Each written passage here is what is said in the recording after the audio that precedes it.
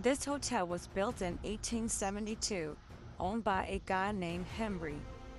It has 5 bedrooms, 1 bathroom, no electricity. New owner did do some remodeling and upgrades. As you can see, I did take a picture of the mailbox that had the bike and the advertisement sign.